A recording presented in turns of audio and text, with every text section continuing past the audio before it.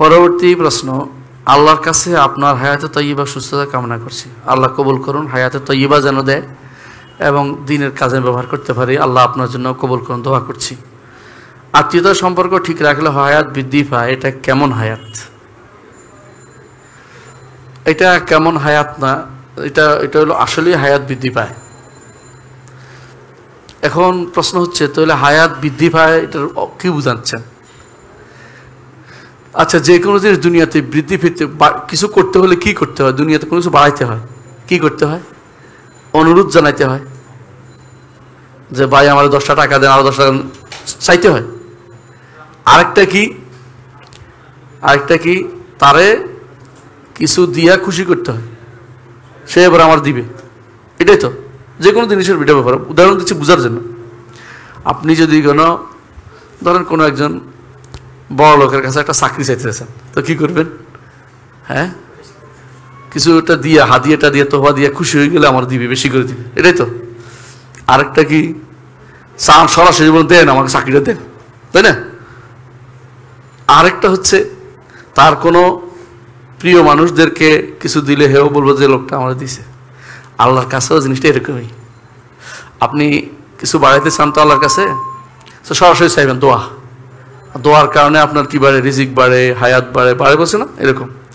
দ্বিতীয়টা হচ্ছে, আল্লাহ যে অসুস্থ মানুষরা আছে ওদের কাছে কাসির অন্তর্ভঙ্গ রোগের কারণে ওখানে আল্লাহ তাআলা আছেন, অর্থাৎ আল্লাহ তাআলা সাহায্য ওখানে আছে। ওদেরকে দিলে আল্লাহ খুশি হয়ে আপনাকে দিবে। দুইটা হলো তো। আর হলো আপনি গরিবদেরকে দান করলেন, আত্মীয় স্বজন গরিবদেরকে দান করলেন, যত দিবেন তত আল্লাহ আপনাকে দিবে। বুঝতে পারছে? কেন? তিনি এগুলো দিলে খুশি হন, এই জন্য খুশি জায়গা দিলেন। এই জন্য বর্ধিত অংশ জায়গা 3টে, এর বাইরে 4টা নাই। এই 3টে বর্ধিত হওয়ার জায়গা। হাদিসে 3টার কথাই আসছে, আত্মীয় স্বজন, দান সদকা, গরিব, তারপরে দোয়া, 3টার কথাই আসছে। এই 3টার কথা হাদিসে আসছে। এর অর্থ হচ্ছে আপনি এগুলির মাধ্যমে আপনার রিজিক, হায়াত সবকিছু বৃদ্ধি হয়। কিন্তু এই বৃদ্ধিটা ফেরেশতার খাতা বুঝছেন? ফেরেশতার খাতে যেটা দেওয়া হয়েছে এটা দিয়ে সে বাড়ে। কিন্তু এটা তো হওয়ার কথা না, এটা কেমন হয়ে গেল? কারণ আল্লাহ তো আগেই লিখে রাখছেন এটা হবে। মানে এই নয় যে আল্লাহ একটা লিখছেন পরে কাইটে আরেকটা লিখতেছেন, ওরকম না।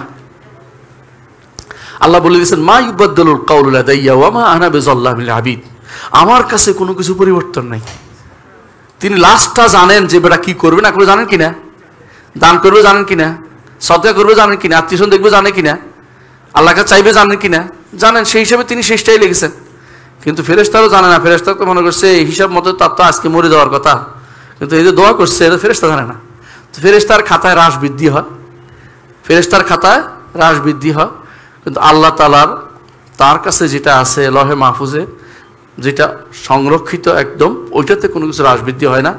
আর একটাতে যেটা থেকে ফেরেশতারা কপি করে ওইটাতে হ্রাস বৃদ্ধি হয়, ফেরেশতার খাতায় হ্রাস বৃদ্ধি হয়, এই দুইটাতে। কিন্তু আল্লাহর কাছে সংরক্ষিত লা ইয়ামাসসুহু, এখান থেকে কেউ নিতে পারেন, সেখানে কোনো হ্রাস বৃদ্ধি ঘটে না। কথা বুঝছেন? সুতরাং বুঝতে হবে এই হ্রাস বৃদ্ধিটা আমাদের দৃষ্টিতে, সৃষ্টিকুলের দৃষ্টিতে হয়, স্রষ্টার দৃষ্টিতে কোনো হ্রাস বৃদ্ধি নাই। এটা আমাদের মনে রাখতে হবে। এইটা না মনে করলে আপনি বিপদে পড়ে যাবেন, এটা বিশ্বাস করতেই হবে। এই জন্য যারা মনে করে তাকদির 2 প্রকার, একটা হচ্ছে কি মুআল্লাক, একটা হচ্ছে মুবরাম, একটা হচ্ছে অস্থির, একটা হলো স্থির।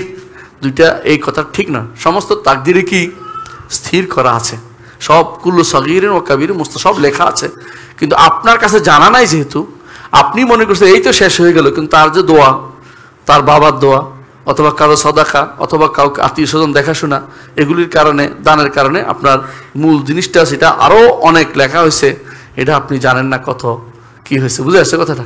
ধরেন দাউদ আলাইহিস সালাতু ওয়াস সালামের জন্য আল্লাহ তার বয়স কত? 40। তার বয়স কত? 40। আমার থেকে আরো আমার থেকে আরো 40 দিলাম 100 পুরানোর জন্য, তাই না? 60, হ্যাঁ 60, আরো 40 দিলাম 100 পুরানোর জন্য। কে দিল? আদম আলাইহিস সালাতু ওয়াস সালাম। আল্লাহ তাআলা আসলে কত লিখছেন?